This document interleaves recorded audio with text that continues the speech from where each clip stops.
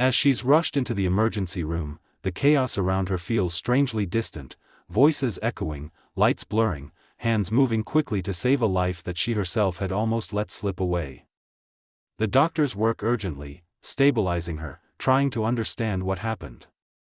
When she finally wakes, she finds Dr. Molly by her side, not judging, not pressuring, just quietly offering the kind of support she didn't know she needed. Molly gently explains what the tests revealed, and for the first time, someone truly listens. The girl admits she doesn't want the baby, that she can't bear the thought of anyone knowing, especially after how she was treated.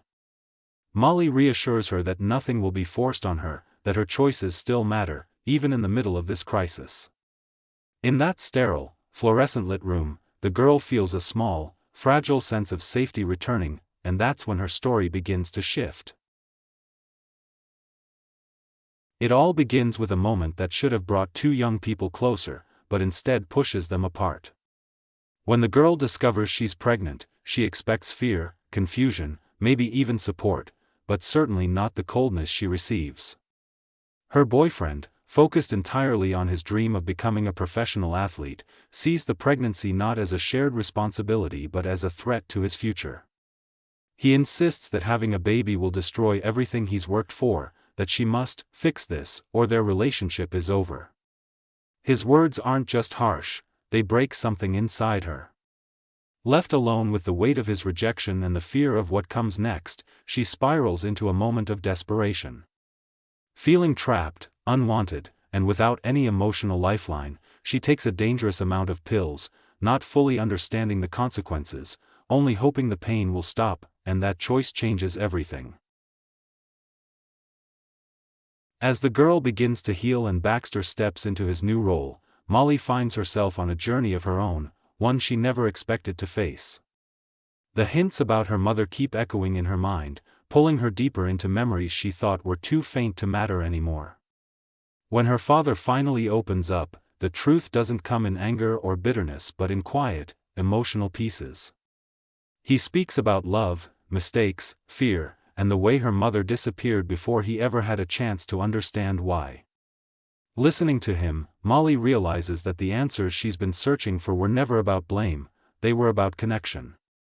For the first time, she sees her father not just as a guarded, distant figure, but as a man who has carried his own heartbreak for years.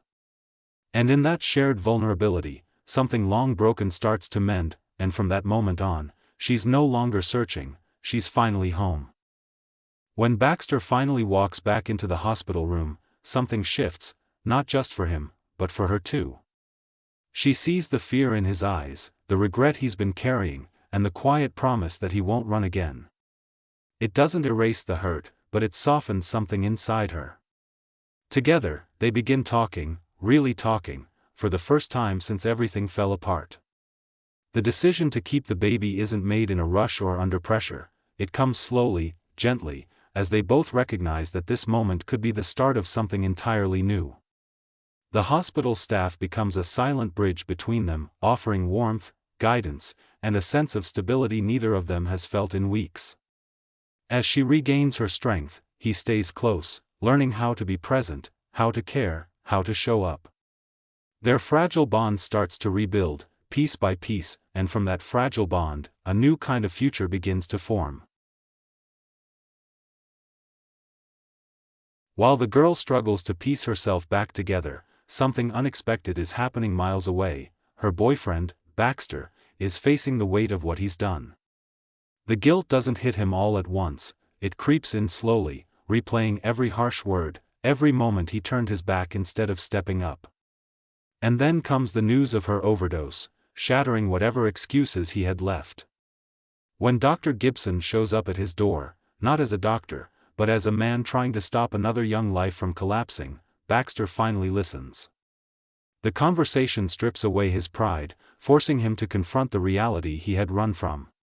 He realizes that the future he was so protective of means nothing if he loses the person who believed in him the most. So he makes the choice he should have made from the start. He returns to her side, ready to take responsibility, ready to grow up, and for the first time, while caring for the girl, Molly finds herself wrestling with something far more personal than a medical case. A conversation with her senior doctor, someone she has always trusted, takes an unexpected turn when he brings up her mother, a woman Molly barely remembers but has always carried questions about. His words are cautious, almost hesitant, yet heavy enough to shake her.